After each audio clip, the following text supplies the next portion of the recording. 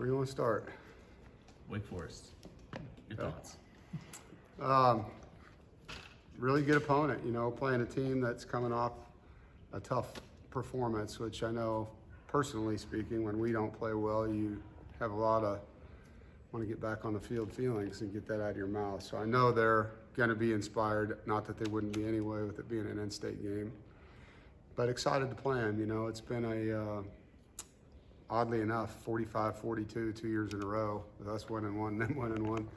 Kind of a weird score. Hopefully we don't give them that many points, but very good football team. Klaus has done a great job building a program there, and a lot of respect, and I know that they'll come in here and play hard. We're excited to play as well. It's been a good week, really good week of practice, and excited for MJ. He's really practiced well. Yeah, I was going to say, how's he really done good, this week? really good. I mean, it's not just like what he knows, but how he interacts and his positivity, his energy.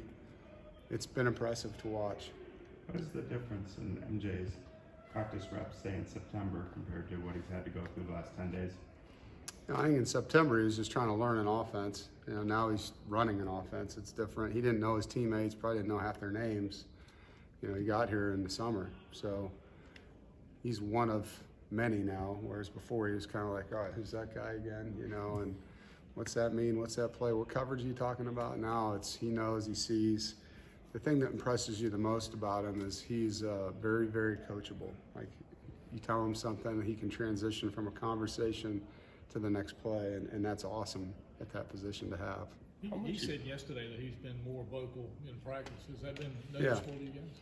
Yeah, I mean, I told him last week, like, you got an opportunity to make this yours, like, go out there and, I'm not going to use the words I said, but, go out there and make it yours, and he did. And I told him, I'm proud of you, man. Now just take it to the next level. Like, it's your group. Let them know what you expect, and they'll follow you. And he's done that. How much importance has been placed on sustaining what you guys did offensively in the fourth quarter? Sure. Well, obviously we want to do that. I think there's like this feeling that we wanted to not score touchdowns for 10 quarters. That's not the case, So we want to be in the end zone. We feel like for 2 weeks there, it was tough. You lose your quarterback, you go play in a very tough environment, you couldn't hear anything up there, so it made it difficult regardless of who was playing the position. And then we figured out who our guy was, and he sparked us and got it going. So hope to build on that fourth quarter performance, hope to bring that, obviously into this game. And we've been able to expand the offense a little bit since then. So, each week it'll grow now that we know who we're playing with. Dave, something I was told, but just seeking clarification from you. Was Kurt Roper calling plays in the second half on Thursday? No. Okay, so stand back the whole time? Yeah, Kurt signals. Yeah, and he does tell people what the play is, but Tim calls the play, so that's erroneous. Glad I asked. Yeah. The defense doing a great job still. What are you looking for them? I mean, obviously you want to see them lock down Sam and the receivers, but they had a tough time, especially with 8 turnovers in one half. So can the defense on your side of things take any extra momentum, anything from that game? Yeah, I mean, I think that's so uncharacteristic of them. I mean, they've been top 3 in turnover margin in our league for a long time. So one game doesn't make a team. Obviously we want to get turnovers. We call them takeaways on defense. And that's part of what we thrive for each week is 2 or more, really 3 when you're playing a team that'll have this many plays in the game potentially. So anytime we can punch a ball out or strip a football or tip a ball that creates a pick or go up and get one, we know that sets up our offense. And that complementary football is what it's all about. Like, that's how you win games, is setting up the other side of the ball. How good was it to see the defense be able to finish some of those sacks off this past weekend? Yeah, it's big to get that pressure. I think, it's a momentum play for one. Hitting the quarterback's great, but when it's not a 7-yard loss or a 10-yard loss or a fumble that comes out, those are big plays. And we were able to get to the quarterback last year, and there was a few times we were that close, and so we need to be able to continue to keep that pressure on and not make it easy for Hartman. He's a really good player. Now that you know that MJ is QB1, do you try and simplify the offense at all to keep things easier on him, or do you go full speed ahead?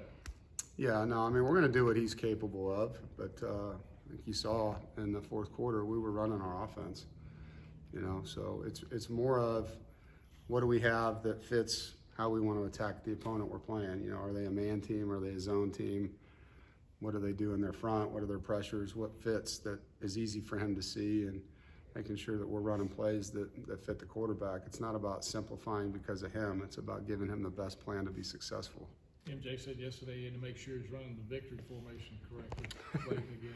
Yeah, so we're burning timeouts at the end of the half and the end of the game. Just, you know, he's young and we wanted to make sure he knew exactly how to handle those moments. So yeah, I mean, it's when you're practicing game-ending plays, 4-minute offense is what we called that situation. Your third quarterback doesn't really get reps, you know. And so when Devin went out and he became the 2, we're trying to play catch up with a lot of stuff. How big is defensive discipline going to be? Lanes and things like that, Yeah. mesh point, things like that with Wake Forest. Yeah, you know, the patience of getting to the depth of the ball, like a lot of times you're used to how the timing of plays are on defense, right? You win on your outside of your gap, and you know, it's because you've done it enough, how long it usually takes for the ball to declare. With them, that's not the case. You have to really be patient. You have to get off of blocks. You have to get to the level of the ball, or it will end up spilling out into your gap or bouncing out into your gap.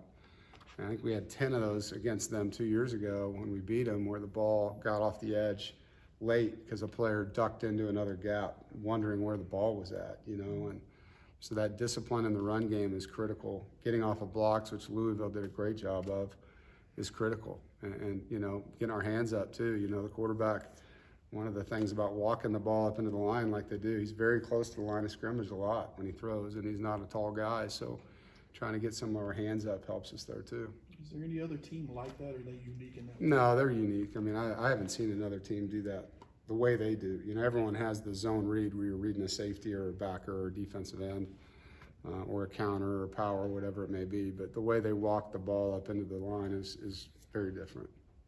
Is that good, guys? Thank you all. Thanks, Coach. All right, thank you.